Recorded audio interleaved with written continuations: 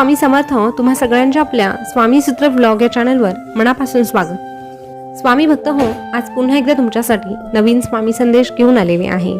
स्वामी संदेश आपण जाणूनच घेणार आहोत, पण तत्पूर्वी एकच सांगावंसं वाटतंय की किती दिवसांचं हे आयुष्य असतं, आजचं अस्तित्व उद्या नसतं. किती दिवसांचं हे आयुष्य असतं, आजचं अस्तित्व उद्या नसतं. मग जगावं ते हसून खेळून आणि स्वामींचं नाम मुखात घेऊन. जगावं ते हसून खेळून आणि स्वामींचं नाम मुखात घेऊन.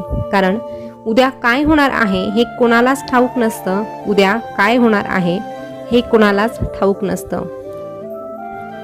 आणि म्हणूनच आपलं आयुष्य, आपलं भविष्य सुरळीत चालण्यासाठी एकच गोष्ट नेहमी लक्षात ठेवा. घडणार नाही कधीच अनर्थ. घडणार नाही कधीच अनर्थ जेव्हा पाठीशी उभे असतील आपले श्री स्वामी समर्थ, आपले श्री स्वामी समर्थ. म्हणूनच स्वामी भक्त हो, आपण स्वतःला खूप भाग्यवान समजावं की आपण स्वामींचे भक्त आहोत. स्वामींच्या आणि आपल्या गाठीभेटी सहजासहजी होत नाही. स्वामींची जेव्हा इच्छा होते ना, तेव्हाच खऱ्या अर्थाने आपण त्यांच्या जवळ जातो, त्यांचे भक्त म्हणून कार्यरत होतो. नाहीतर ह्या जगामध्ये असंख्य असे लोक आहेत, पण तरीही अजूनही त्यांना स्वामी कोण आहे हे ठाऊक नाही. ही खंत वाटते. पण आपण स्वामींच्या इतकं जवळ आहोत, खरंच ही अभिमानाची गोष्ट आहे.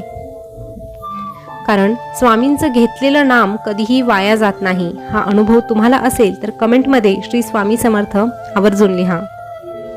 त्यासोबतच आजचा हा संदेश देखील शेवटपर्यंत आवर्जून ऐका. कारण प्रत्येक स्वामी संदेश आपल्याला नवीन काहीतरी शिकवतो आणि स्वामींच्या अजून जवळ घेऊन जातो. चला जाणून घेऊया स्वामी महाराज आज आपल्या भक्तांना काय सांगत आहे. स्वामी महाराज आज आपल्या प्रत्येक भक्ताला सांगत आहे की अरे बाळा, नको त्या गोष्टींचा विचार करणं सोडलं की माणसाला आपोआप लक्षात येतं की खरा त्रास अतिविचार केल्यामुळेच होतो.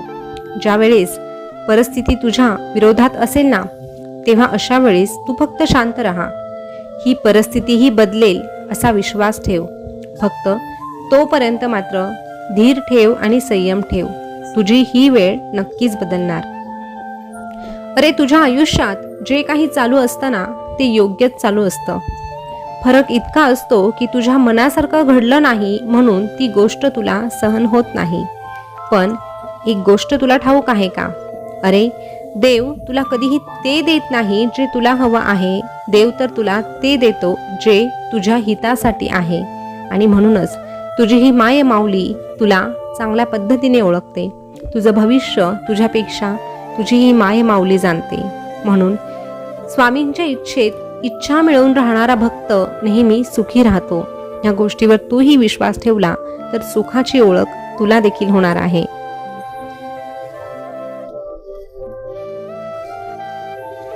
आम्ही तुला सदैव तेच देणार आहोत जे तुझ्यासाठी योग्य असणार आहे. संयम ठेव.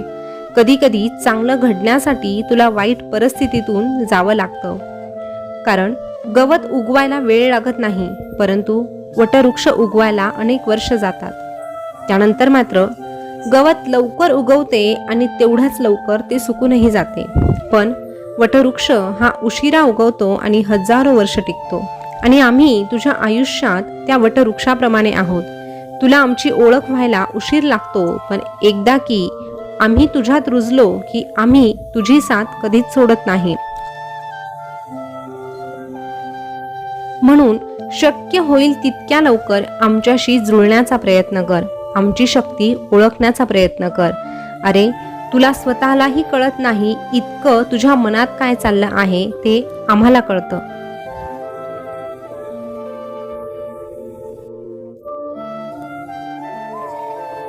आमची नजर ही सदैव तुझ्यावरच असते, पण तू मात्र आमच्याकडे बघायलाच विसरतो.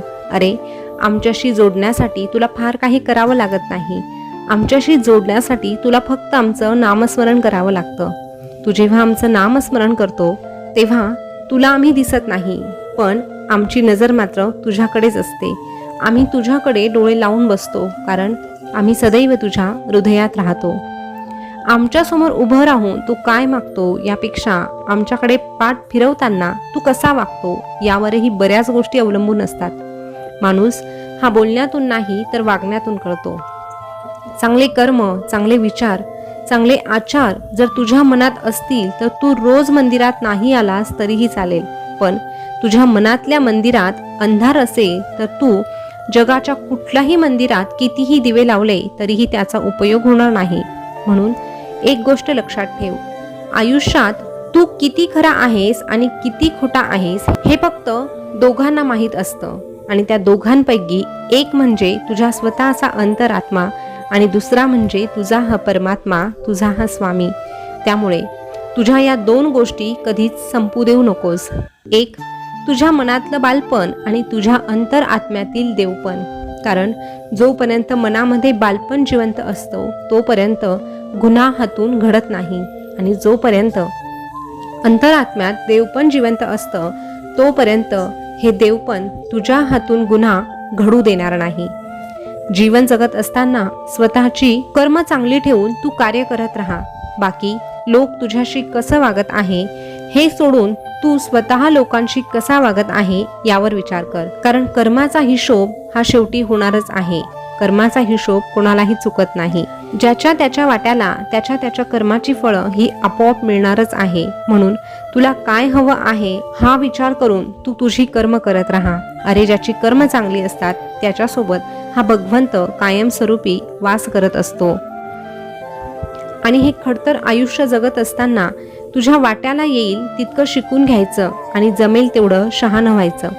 प्रत्येकाला आपलं मानायचं, पण 4 हात मात्र सगळ्यांपासून लांबच राहायचं. 4 हात मात्र सगळ्यांपासून लांबच राहायचं.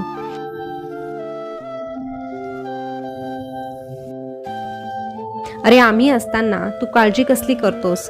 तुझं काम फक्त चांगले कर्म करण्याचं आहे आणि आमच्यावर विश्वास ठेवण्याचा आहे. आमचं नामस्मरण करून जेव्हा तू एखादं कार्य करतो तेव्हा त्या कार्याला यश निश्चितच मिळतं. तुझ्या आयुष्याचा कार्यभार सांभाळण्यासाठी आम्ही स्वतः समर्थ आहोत. आम्ही स्वतः समर्थ आहोत. म्हणून तुझ्या भविष्याचा अति विचार करण्यापेक्षा आणि भूतकाळात गडून बसण्यापेक्षा तुझा वर्तमान तुझ्या हातात आहे.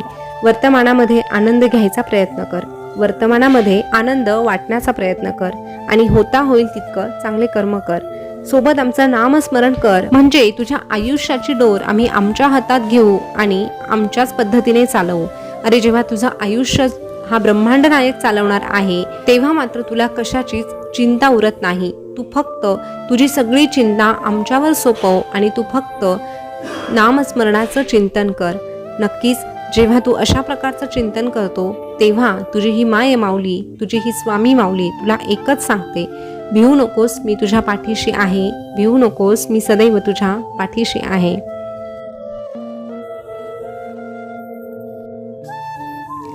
स्वामी भक्त हो, आजचा स्वामी संदेश तुम्ही ऐकला असेल तर आजचा स्वामी संदेश तुम्हाला कसा वाटला कमेंटमध्ये नक्की सांगा.